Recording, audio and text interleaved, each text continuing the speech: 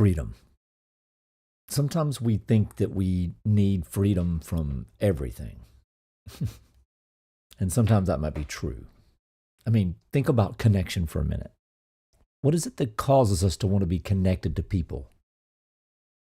There's something in us that pulls us toward other people, not just toward connection, but toward attachment, toward something we can hold, something that feels like proof that we belong.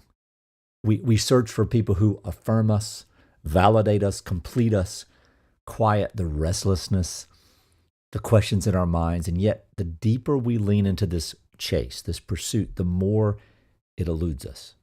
See, need disguises itself as love, friendship, as deep connection. It whispers that closeness is measured by dependency, that the truest bonds are the ones we cannot live without. It tells us that if we do not need someone, or if they do not need us, we must not be truly connected at all. But this is a lie. Need is not connection. Need is captivity. When we enter into relationships, any relationship, from a place of need, we are not standing in presence. We are reaching, grasping, leaning towards someone else in the hope that they will supply something that's missing in us. We're not engaging. We are consuming. We're not relating. We're securing. And in doing so, we don't reveal ourselves. We reveal only the version of ourselves that ensures that we will not be left behind, that we will always be picked. See, need is very weighty. It clings, it anchors, it demands. It makes us shape our words carefully, measuring our thoughts before they cross our lips, wondering if we will still be chosen if we're fully known. It makes us second-guess silence, fill spaces with pleasantries, perform instead of simply existing. It doesn't ask, who am I in this connection? It asks, who do I need to be in order to keep this connection?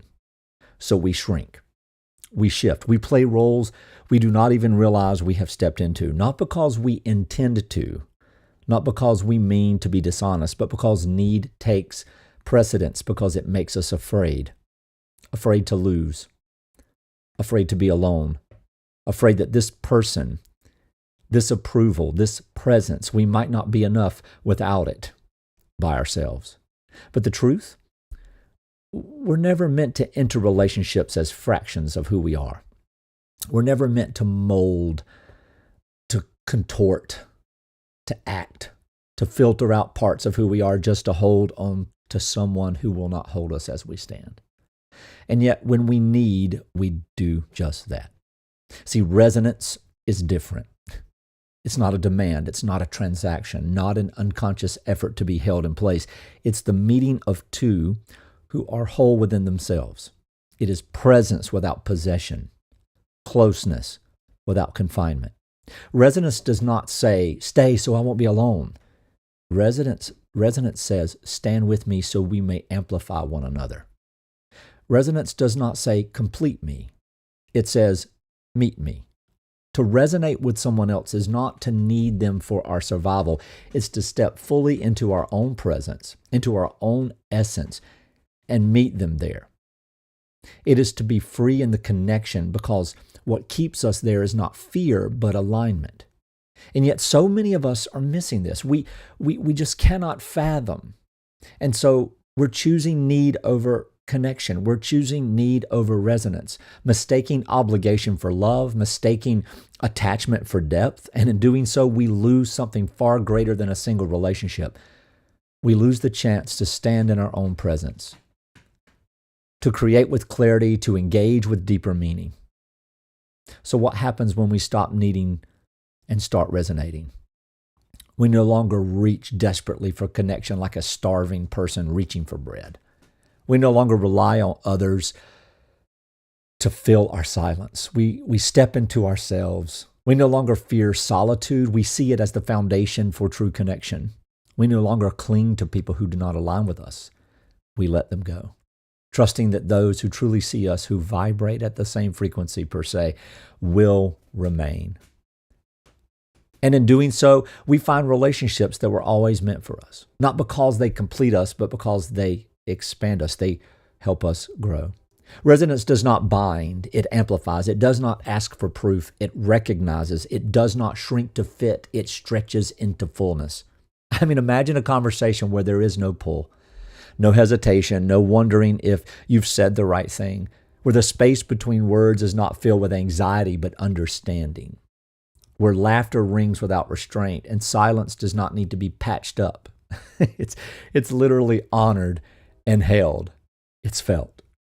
Imagine standing beside someone, not leaning on them, but propping them up, not adjusting yourself to fit their needs, just standing together, both grounded, both whole, not demanding, not withholding, not shaping yourself into something safer, softer, smaller, just being exactly as you are and knowing that it is enough. Because when you resonate, nothing is taken away. There is no depletion. There is no exhaustion. There is nothing. Nothing.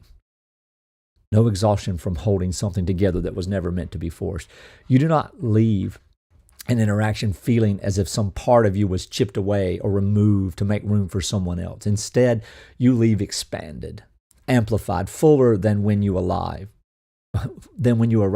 and more alive. See, this is really the difference.